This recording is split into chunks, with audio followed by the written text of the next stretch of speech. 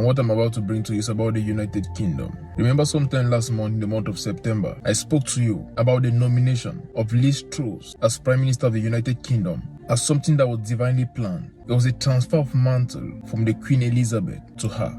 And I told you she was going to face difficulties as she got into office, but the Lord gave counsel that let the royal family back her and for the citizens to be united and stand together with her for Britain to rise again. The Lord had been preparing someone over the years, another leader who would take over from the Queen and lead this nation towards its future. Her Excellency Elizabeth Truss, the current Prime Minister of the UK, has the governing mantle of the Queen upon her. With her, the Lord is going to keep the nation moving and waxing strong. But the Lord told me she will face many difficulties during her period of service because she's coming in at a moment where crises have already piled up, waiting to unfold one after the other.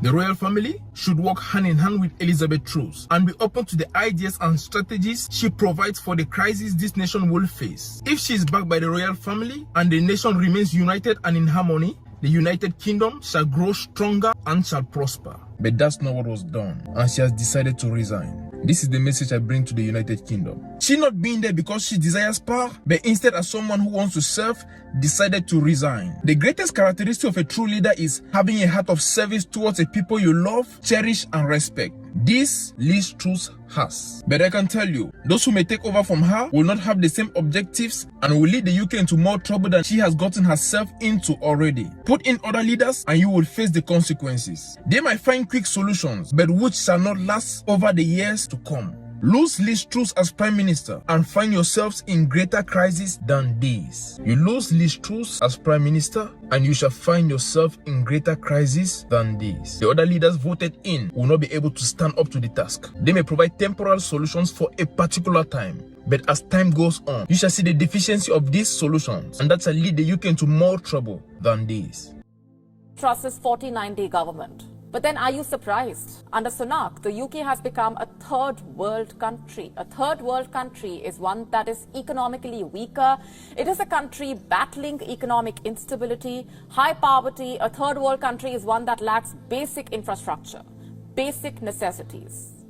And Britain seems to be checking all the boxes. Today, there is a shortage of essential drugs in the UK. Doctors are worried. Pharmacists are worried. Patients are petrified. Now, these are essential drugs we are talking about. Drugs for ADHD, drugs for type 2 diabetes, epilepsy. Pharmacists say lives are at risk. And that is how serious this problem is. It's not hard to imagine. For a diabetes patient, her drug is a lifesaver. And without them, anything can happen anytime.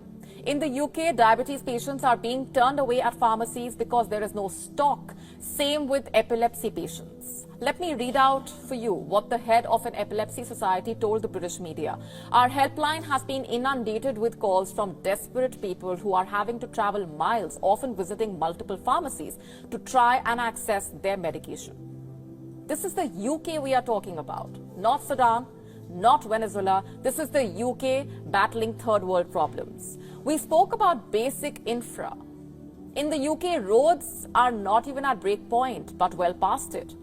As per estimates quoted in the British press, there are 6 potholes per mile in England and Wales.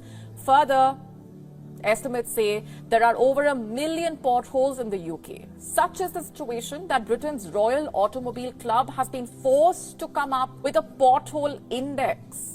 You don't need me to tell you that potholes increase the risk of accidents and deaths on the road. And the risk, by the way, does not end here. Today, even Britain's prisons are overcrowded. Cells meant for a single prisoner now house 2, sometimes even 3 inmates. Britain's prison system has not been upgraded since the Victorian era. The infra is over a century old. Data published in 2023 revealing that the number of deaths on the prison estate is up 9% as compared to the year before. The number of suicides is up 26%. Self-harm in the women's prison is up 52%. Inspectors have rated most British prisons as poor or inadequate. Again, this is not Venezuela. It is still Rishi Sunak's UK we are talking about. Why don't you do a quick online search here? Look up the United Kingdom. you will be met with one bad news after the other. The UK is expected to be the worst performing G7 economy next year. We're not the ones saying that. OECD is, that is the Organization for Economic Cooperation and Development. The Paris-based think tank believes that the UK will grow by just 0.4% this year. In 2025, the UK is expected to grow by up just 1%. Government policies are not helping. Economists say the UK's economy could be staring at a long-term irrelevance without immigration. A leading think tank claiming the next government in the UK will be forced to hit voters with post-election tax rises. There is a housing crisis in the UK. In Oxford, house prices are 12 times the average salary. Over 3,000 households are on the waiting list for homes. Reports say there is also an electricity problem in the UK. There is a shortage of electricity networks in the UK. Banks are closing branches in the UK. As per estimates, 6,000 bank branches have been closed since 2015. This includes branches of Barclays, NatWest, the Royal Bank of Scotland. TSB will reportedly be closing 36 branches over the next 18 months. The Thames, which is an emblem of London, is facing a crisis as well.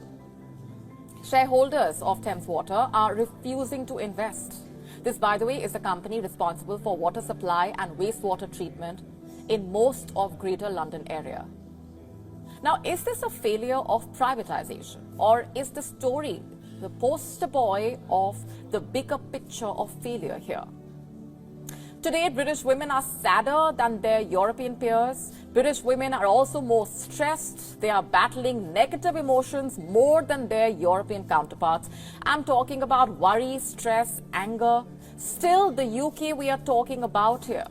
The UK under which Rishi Sunak appears to have become a third world country. When prophetic counsel isn't considered, the nations bleed.